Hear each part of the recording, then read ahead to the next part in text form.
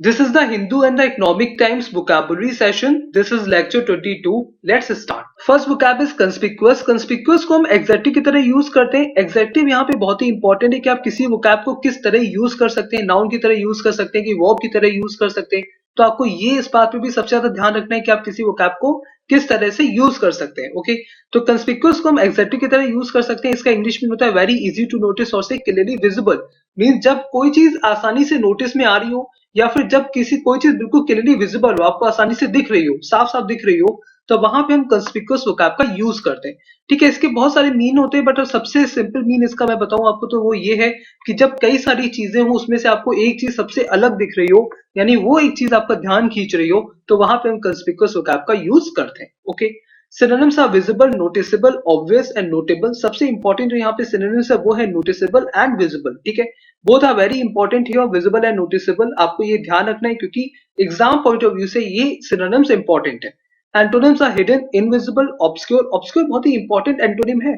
Obscure means होता है जब कोई चीज अनक्लियर होती है. ठीक है, और ऑब्सक्योर इसलिए बहुत ही इंपॉर्टेंट यहाँ पे एंटोनिम है. Obscure and hidden both are very important here. Okay, example is when Ranbir wore jeans to the formal party he was very conspicuous. जब रणबीर ने फॉर्मल पार्टी के लिए जीन्स पहनी थी तब वो सबकी नजर में आ रहा था या फिर वो सबका ध्यान खींच रहा था. ठीक है, तो आपको ये वोकैब बहुत याद करनी क्योंकि बहुत ही इंपॉर्टेंट है. और मेरी जिस वोकैब में भी आपको स्टार दिखे आप प्लीज उसको राइट डाउन करा करिए. ओके, आप इसको लर्न कैसे कर सकते हैं?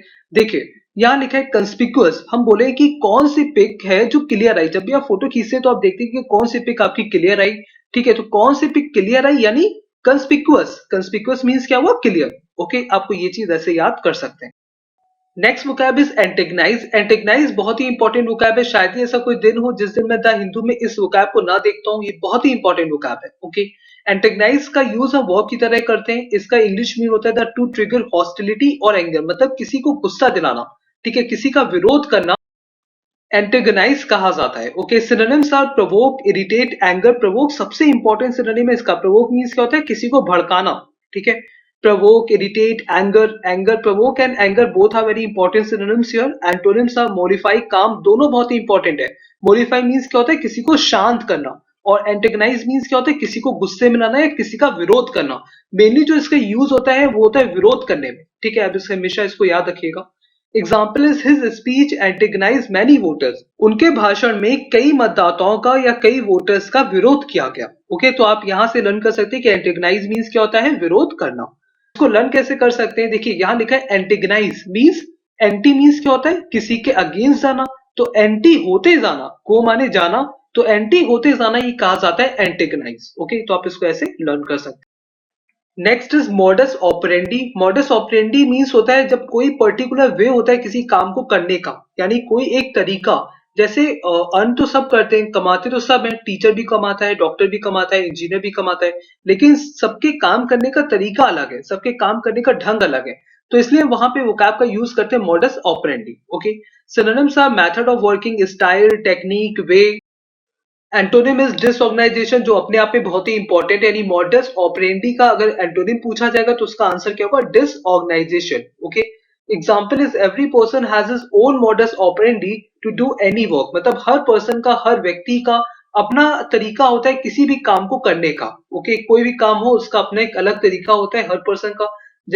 इसको लर्न कैसे कर सकते हो? तो देखिए, हर मॉड, मॉड मीन्स हम यहाँ पे बोल रहे हैं मॉडिफायर को. ठीक है, जो भी मॉडिफायर होते हैं हर मॉड का अपना एक अलग वे होता है किसी ऑपरेशन या किसी काम को करने का. ठीक है, तो अपना एक अलग तरीका होता है, means modus operandi. Okay, next is contiguous. Contiguous भी बहुत ही इंपॉर्टेंट वोकैब है. कंटिग्यूअस को हम एडजेक्टिव की तरह यूज करते हैं. इसका इंग्लिश मीन होता है use to describe things that touch each other और are next to each other. मतलब उन चीजों को डिस्क्राइब करने के लिए जो एक दूसरे को टच कर रही हो या फिर एक दूसरे के अगल बगल हो या फिर लगी हुई हो, तब वहां पे हम जिस वोकैब का यूज करते हैं उसका नाम है contiguous. Okay, synonyms are adjoining, touching, connecting, nearby. सभी कंसीडर करे जा सकते हैं यहाँ पे, सभी इंपॉर्टेंट है. एडजॉइनिंग भी, टचिंग भी, कनेक्टिंग भी, नियर बाई भी. Okay, antonyms are detached, divided, separated. यहाँ पे इंपॉर्टेंट की बात करें तो वो है separated and detached. Okay, example is having a balcony that is contiguous to my bedroom allows me to view the sunrise from my bed. मेरे bedroom से लगी हुई बालकनी मुझे मेरे बेड से सनराइज या उगते हुए सूरज को देखने देती है। ओके, तो कंटिग्यूअस मींस क्या हुआ, लगा हुआ। ओके, इसको लर्न कैसे कर सकते हो, देखिए यहाँ बोलते हैं हम कंटिग्यूअस, और कंटिन्यूअस मींस हमें पता है क्या होता है, लगातार, और कंटिग्यूअस मींस क्या होता है, लगा हुआ। तो आप इसको ऐसे यहाँ से लर्न कर सकते हैं कि continuous and contiguous both are rhymes. Okay, next is preclude. Preclude को हम वर्ब की तरह यूज करते हैं। इसका इंग्लिश मीन होता है प्रिवेंट फ्रॉम हैपनिंग, कुछ होने से रोकना, या कहीं to prevent someone from doing something, या किसी को कोई काम करने से रोकना, तो वहां पे हम प्रिक्लूड वोकैब का यूज करते हैं। ओके, जैसे ये प्लेयर यहाँ पे बास्केट में बॉल डालने जा रहा है बट दो प्लेयर इसको रोक रहे हैं, यानी यहाँ पे प्रिक्लूड वोकैब का यूज कर सकते हैं। ओके, एज अ वर्ब हम इसका यूज कर सकते हैं। Synonyms are prevent, stop, deter, फॉरफेंट।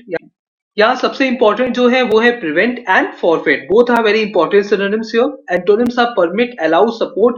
Permit and support both are very important antonym. Okay, तो सिनोनिम में प्रिवेंट एंड फॉरफेट सबसे इंपॉर्टेंट है, एंटोनिम में permit and support. Example is hopefully the absence of basketball teams star player will not preclude a victory for our school। ठीक है, आशा करते हैं हमारी बास्केटबॉल टीम के स्टार प्लेयर की अब्सेंस हमारे स्कूल को जीतने से नहीं रोक पाएगी। तो प्रीक्लूड मींस क्या होता है, रोकना। इसको लर्न कैसे कर सकते हैं, देखिए यहाँ लिखा है प्री और यहाँ लिखा है क्लूड, यानी क्लूड को अगर हम क्लाउड मान लेते हैं, अगर प्री पे ही खतरे के बादल आ जाएंगे या प्री पे ही अगर खतरा मंडराने लगेगा तो वो हमें मेंस में जाने से रोक देगा। यानी प्री पे क्लाउड आना यानी वो मेंस में जाने से हमें रोक देगा। तो आप इसको ऐसे लर्न कर सकते हैं कि प्रीक्लूड मींस क्या होता है, रोकना। Next vocab is fallible. Fallible को हम एग्जैक्टली की तरह यूज करते हैं। इसका इंग्लिश मीन होता है कैपेबल ऑफ मेकिंग मिस्टेक्स और बीइंग रॉन्ग, मतलब गलतियां करना या फिर गलत होना। ओके, तो वहां पे हम किस वोकैब का यूज करते हैं, फैलिबल का। Synonyms are imperfect, weak, careless, faulty. Faulty भी इंपॉर्टेंट है यहाँ पे, केयरलेस भी इंपॉर्टेंट है एंड इम्परफेक्ट भी इंपॉर्टेंट है। Okay, antonyms are perfect, strong. जो परफेक्ट होता है वो गलती क्यों करेगा, ठीक है, तो इसके लिए फॉलिबल का यहाँ पे सबसे इंपॉर्टेंट एंटोनिम क्या है, perfect. Example is, even though we are all fallible to some degree, the most successful people have learned how to rise above their weakness। भले ही हम सब कुछ हद तक गलती करने वाले होते हैं, लेकिन सबसे सक्सेसफुल लोग वही होते हैं जो अपनी कमजोरियों से कैसे उभरा जाए, अपनी कमजोरियों से कैसे ऊपर उठा जाए, ये जानते हैं। तो फैलिबल मीन्स क्या होता है, चूकना या कोई भूल करना। इसको लर्न कैसे कर सकते हैं, देखिए किसी भी काम में फॉल होना यानी कोई मिस्टेक करना, यानी कोई भूल करना, उसको क्या बोलते हैं, फैलिबल। तो आप इसको ऐसे लर्न कर सकते हैं। नेक्स्ट इज ईडियम, और ईडियम है एट वेरिएंस विद। ये बहुत इंपॉर्टेंट है इसलिए मैंने इसमें 2 स्टार करे। एट वेरिएंस विद मींस होता है डिफरेंट फ्रॉम और नॉट एग्रीइंग विद समवन और समथिंग। मींस चीजों में आपस में अंतर होना या फिर किसी से सहमत ना होना या किसी चीज से सहमत ना होना, तब वहां पे हम जिस ईडियम का यूज करते हैं वो है at variance with. Okay, example is what she told the police was totally at variance with the truth.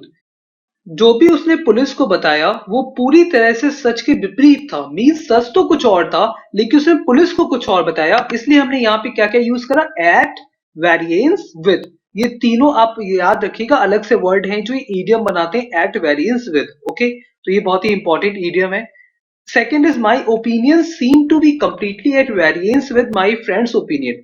मेरे जो विचार है, मेरी जो राय है, वो मेरे दोस्तों के विचारों से मेल खाती हुई नहीं दिखती है। ओके, मेल खाती हुई नहीं दिखती मीन्स डिफरेंट होती है। तो इसलिए हम इसका यहाँ पे यूज करते हैं एट वेरिएंस विद का, जो बहुत ही इंपॉर्टेंट ईडियम है, इसलिए मैंने आपको यहाँ पे बताया। Okay, okay, so that's all for today. I hope आप हमारे स्टैटिक अवेयरनेस के लेक्चर्स मिस नहीं कर रहे हैं, क्योंकि कुछ लेक्चर्स होते हैं जिसमें हम लोग सच में बहुत मेहनत करते हैं।